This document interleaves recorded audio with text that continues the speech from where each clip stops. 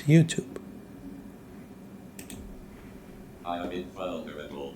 No video. Destroying my RTX 4090. No. No. No. No.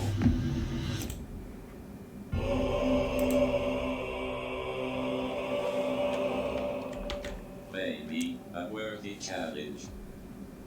Today, I'm finally going to be pushing the RTX 4090 to its absolute limit, and I should have got this video out a while ago, but it took me an actual eternity to acquire a 4090, and then I kinda got distracted playing other games on said 4090, but you know, that's in the past, and it is officially time to pit this thing against the ultimate test of mine.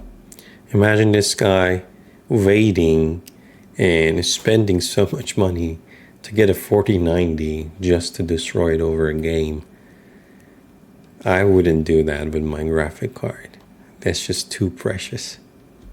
Minecraft. And once again, I'm only going to be using the most devastating of resource packs, shaders, and mods in order to truly max out the 4090's potential, just like I did with RTX 3090 and 3090 Ti. And let me tell you, I'm sure there's a decent chance you've already heard this, but the 4090 is an absolute monster. Like, compared to the previous few graphics cards I've had, which were already pretty amazing, this thing's just a complete beast. So it'll be pretty interesting to see exactly what it can do against Minecraft, which overall isn't the most optimized game for amazing graphics, but you know, you can always just throw more power at it. And by the way, in the past, I've noticed many people saying things like, well, this isn't actually using said graphics card because Minecraft is mostly bound to CPU performance. And sure, this was technically true like 10 years ago, but as of now, Minecraft uses way more power on the GPU side than it did before, and that's not even mentioning when you have shaders going. When you do, your computer's gonna likely be using close to 100% of the graphics card power, so do keep that in mind. And for this video, I'll be recording everything at 4K, which is literally 4 times the resolution of 1080p, and much more demanding. I'm trying to throttle the 4090 after all, so I'm throwing everything I possibly can at it. And by the way, I still paid for this graphics card out of pocket, which was not particularly cheap. I still haven't seen that sweet NVIDIA sponsorship. Maybe one day, but I know you guys want to see this happen, and so do I, so here we are. And anyway, I believe I've done enough explaining, and now it's time to see what the 4090 is truly capable of. So to start things off, I'm going to see just how unnecessarily high I can get my FPS. And there's little to no benefit of sending your FPS past like your monitor's refresh rate, but I don't care. I'm doing this because I can. And this is the one test that is actually potentially going to...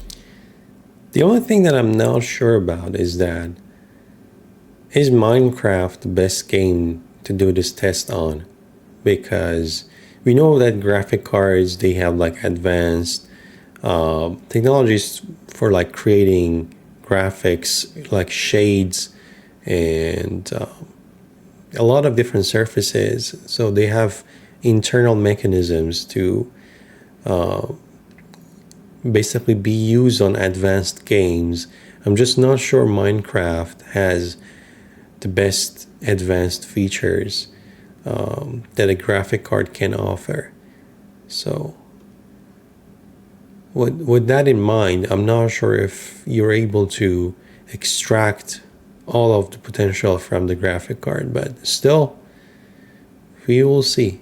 Let's continue. Use more of the processor than the 4090. So to start things off, I suppose we're going to be pushing both the 4090 and the 13700K to the brink. With some fairly default settings and an uncapped frame rate with no bots installed, we're sitting around 750 FPS. Frame rates Obviously, you can we're not going to stop max there. it for sure. There's much more FPS to be had. So naturally, we will install Sodium, which is one of the easiest ways to increase your FPS. And with Sodium installed, our FPS has already climbed by a couple hundred, but we can still surely squeeze out quite a bit more than this. So next, I'll be lowering the game's render distance to its lowest setting, and at this point our FPS is starting to reach some pretty comical levels, but we can go further. I decided to just remove the entire world, and now we're sitting at a pretty respectable 2200 FPS, give or take. But this is where I ran into something kind of interesting. I realized that every single time I pressed F3, my FPS for a split second would be significantly higher, and then just suddenly drop down. So essentially, the F3 menu seemed to be limiting my FPS in some way. So I simply captured the FPS using Shadowplay, which revealed our FPS to be sitting anywhere from 3,300 to 3,900. But even at this point, I still had the game running at 4K, which means we could easily squeeze out some more performance. So I lowered the resolution to a level you probably would never actually like to play at, and reached an absolutely hilarious 5,000 FPS. And interestingly interestingly enough, our GPU usage is still higher than the CPU, so I guess I revoked my previous statement. But now it's time to get to the real testing. My main objective here isn't to destroy Minecraft with the RTX 4090, but rather the other way around. Just to start things off, I'm running complementary shaders as kind of a point of reference. It's one of the most popular shaders available, and I figure many of you would like to know how it runs on the 4090 at 4K, and here it's running at an extremely respectable 200 FPS. With that out of the way though, we're going to take things up a notch. All of the shaders from here on out are ray traced, which adds some significant processing power. That's what I like to see. More shaders. Ray traced shader, which is SUSE PTGI, and right now I'm using the 3.0 version, and if you want a bit better performance, you should go with 2.1, but regardless, I'm using 3.0, and with the vanilla textures, I'm sitting somewhere Still, I'm not sure if it's the best game to test shaders on. These amazing shaders, I'll once again be using the amazing Patrick's But well, it's some level of shades. Shaders and ray traces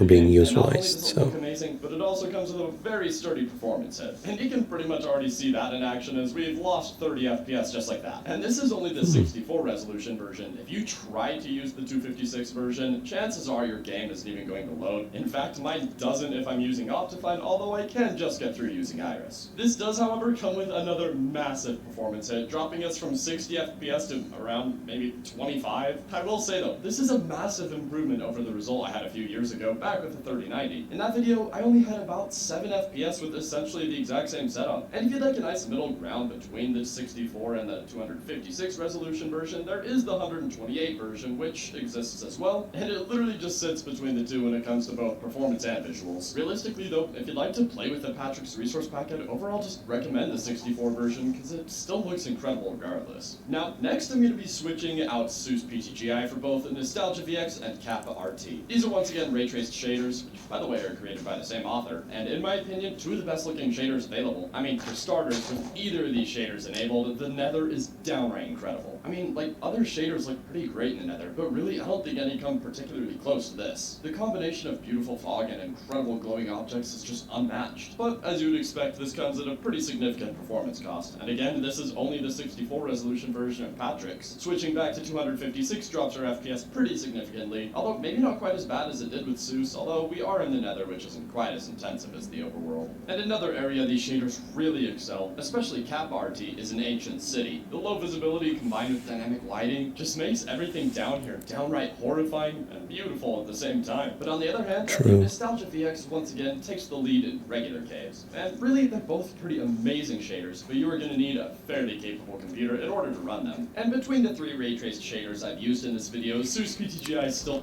That's also a good point. I mean, if you have one of the best graphic cards on the planet, RTX 4090, and your computer doesn't actually match it, it doesn't have the RAM or capacity or like the good main board or different components that supports that graphic card, you can't just like really know, was it really my graphic card that was underperforming, or was the system, or what exactly happened there?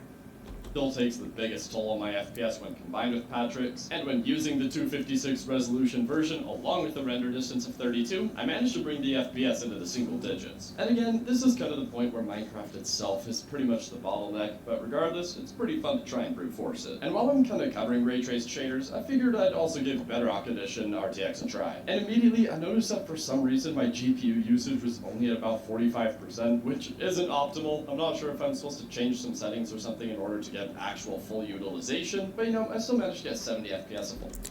You definitely can change some of those options there to use more GPU, but there are mechanisms to prevent that from happening as well, because the device doesn't want you to use full capacity, if that makes sense, because you're going to be basically frying it if you use full force. And that same mechanism happens in mining. If you mine with your GPU, you're capped. You're not utilizing all of your power. But you can, with software, change that limit. But there is a risk you might end up actually losing your card. So that's a good thing to have. GPU utilization at 42%. I think it can go higher, but certainly more than 20 or 30% of your capacity should remain free all the time. Settings, so I guess it wasn't the absolute end of the world. Let me tell you though, in my opinion, this shader has the best indoor visuals I've covered in this video. I mean, just playing around with the light sources is incredibly entertaining to me because the shadows behave in such a believable way. The outdoor lighting, on the other hand, isn't anything incredible, but still good enough to impress. Really though, the interiors in Bedrock RTX are absolutely carrying. Overall, it's pretty crazy to see just how much performance you can squeeze out of your computer just using Minecraft. At its base, most computers can run it, yet just a few shaders and resource packs can make it one of the most demanding games available. And like I mentioned, this is partially just a Minecraft problem, not an RTX 4090 problem, but you know, at the same time, I've still made performance gains, so I suppose theoretically, at some point, even modded Minecraft won't be enough to stop the best graphics card. I think adding shaders, that amount of shaders and resolution and FPS to any game makes it demanding. It's just that if the textures and 3D graphics of a game is more demanding by itself, it's gonna need more shaders. So I think if you go with a more complex game or graphic, you're gonna have a hard time with that amount of FPS and this amount of shaders. Doesn't matter what kind of graphic card you're using. You're gonna need a lot more advanced technology than this, even though that this is top of the line. So there is still a lot of room to improve. We've got a long while before that happens though. And anyway, that's gonna do it for this video, and let me know what shaders you prefer the most regardless of their FPS hit. And hey, if there's any other shaders or resource packs you think I should include next time around, definitely comment those below so I can... That was interesting. Let's see what type of other videos this channel have. Today, I'm going to be focusing on making Minecraft. Okay. So I'm seeing Minecraft videos. But I'm curious to see if you can test your graphic card, the same graphic card with other games as well. I think that would be interesting. But hey.